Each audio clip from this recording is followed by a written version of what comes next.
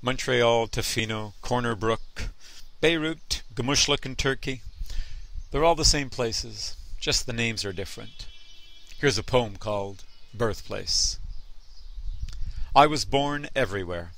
I was born where you first looked.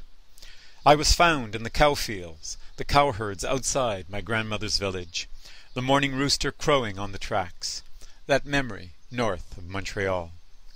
Over in Myland, under the overpass, behind the frost fence, violating no trespassing, the elevated road under construction before it left for the other side of the city. I was born on the beaches, in the valleys, at opposite ends of the map, Corner Brook and Tofino, first without you, then with. You found me across the mountains towards the moon one night, when there was no reason to ask for more than one night, and now there is. And aboard the railway car, that stank of beer and potato chips and politics, the Maoists and the Taoists, also born of the same suit, but at different times. I was born inside the ring made by the sea around Gumushlik, like a silver bracelet on your wrist, then on mine in Anatolia, in the turquoise heat the sky expels. I was born in a place no one knows by name but by sight, where everyone looks into each other's eyes, the fall foliage beside the point. I was born here by the rickety Med, in the birthplace of the world, just outside my window, where now that the bombs have fallen to pieces, we've all come back to life. The sounds of Beirut at night are also the sounds of jazz, and in the sultry heat of this city sometimes, those sounds turn to poetry.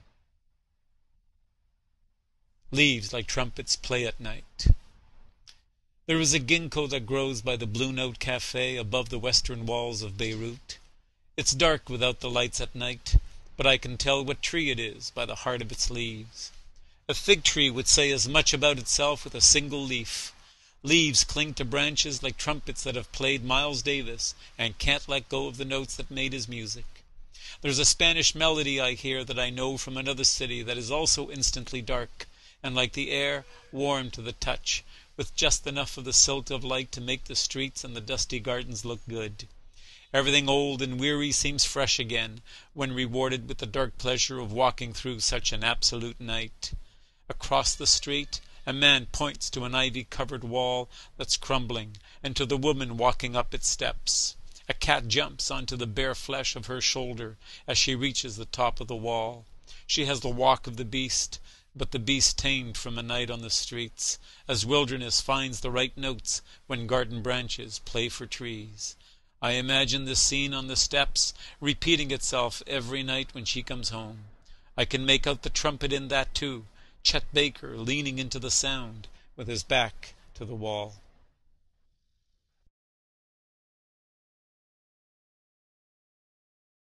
This poem is called "Oh, the Streets of West Beirut," and it essentially captures my response to the chaos, the anarchy that I first encountered when I came to Beirut back in 2006, soon after its war with Israel. Nights were steeped in darkness. Days astounded me with the chaos of traffic, the lawlessness of its drivers, the meaninglessness of signs, and the anarchy that really saturated this city into what for me was a state of utter chaos. Here it is. Oh, the streets of West Beirut.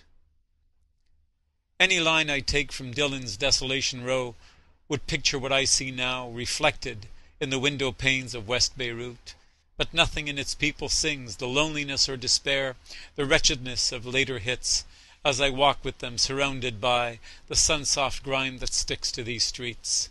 The clock tower downtown might melt and run down time, a trick of the light-hearted serialists, as the minarets topple into geometric states of godlessness, or the Roman digs flood again, the banks of limestone jackets that rise in resurrected concrete, back as good as new. Here and there, Starbucks coffee cups collide with service taxis and reassign the chaos, litter the brittle landscape of the coast, while the World Command picks through the sands of lawlessness for just a grain of what remains of itself. the little air of familiarity defunct, despised, and fed to those on foot like scraps to gutter cats in the shade of too many parked cars that took the place of date palms standing on the sidewalks. Yet no one would ever leave their shift at the wheel or turn home in the grim belief life's purpose is that unreal. Oh, the streets of West Beirut, where bodies bend on bliss, life and life only, inshallah, is the reason this journey never ends.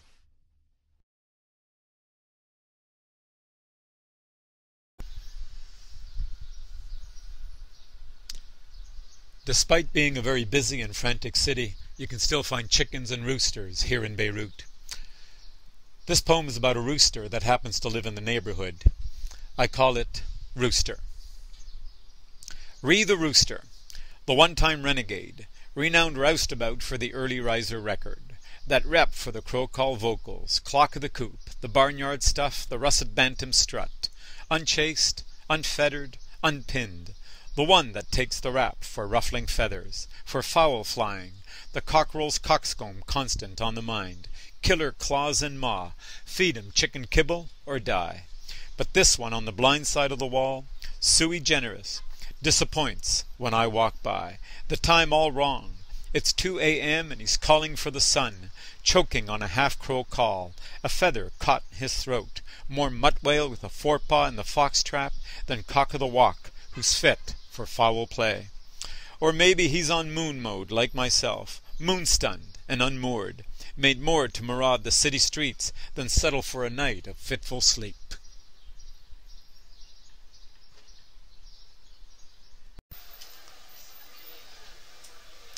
I'm sitting at Cafe Yunus in West Beirut, a cafe I come to very often to read poetry, write poetry, and even to be inspired. I'm going to read a poem called Speechless that was written at this cafe. In fact, Cafe Yunus itself is featured in the poem, sort of makes a cameo appearance, and the poem is essentially about Beirut herself. I compare her to a handsome woman. Here it is, Speechless. It's Monday by the book at Cafe Yunus since 1935. December by the low sun stooped in the afternoon sky, so blue it shocks these unpainted walls. Even the dull side of the street brings down a touch of heaven, and nothing hurts. I could write rain into the narrative, and everyone gets wet. Let the sidewalks heave and tear down a wall, or turn the traffic down. Oh, you're a handsome woman today, dressed for this late afternoon sun. I like your brim above the 7 stories of this world, your string of cables, pearls, and banners on the wires, your earrings dangling flowers from the tallest branches. How wonderful it is to watch your reflection changing hats in the multi-mirrors of side street windows, your eyes even replete with other men. You bring me coffee, shine my shoes. Your quiet neons during the day may not be brilliant, but still I know where everything is. I can find you just about anywhere. And here's someone all the way from home, her lips too red, her mouth wide open, who walks into my conversation with this city, and I'm speechless.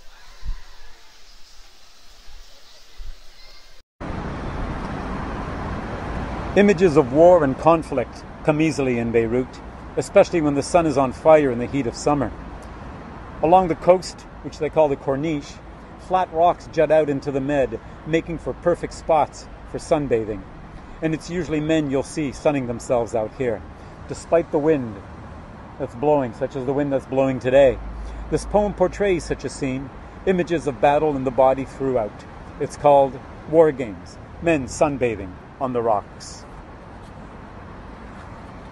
The sun retaliates with its own ray gun, fires on the beach, where dark-skinned men like starfish quiver on sea-slick rocks, melt to bands of dull cloth midway from stem to stern. It's May Day on the urban side of the Med. The sun is a fireball at war. Men disarm, retreat, lay their arms to one side, fall into the heat of the sun. On foot, they parade, the muscle of the sky glazed upon their bodies, polished brass and bronze, shimmering gunmetal caught in the corners of their eyes. The paddle ball gets whacked in double pairs. Smoke, in a private sacrifice of lungs, rises up to heaven from hookahs bent towards huddled men, dailies on their laps. Plots to countermeasure the sun with surface-to-air missiles are exposed. Some hold hands. No birds. Sky camouflaged as sea picks away at the minds of men. A helicopter draws near, whipping the air, changing direction.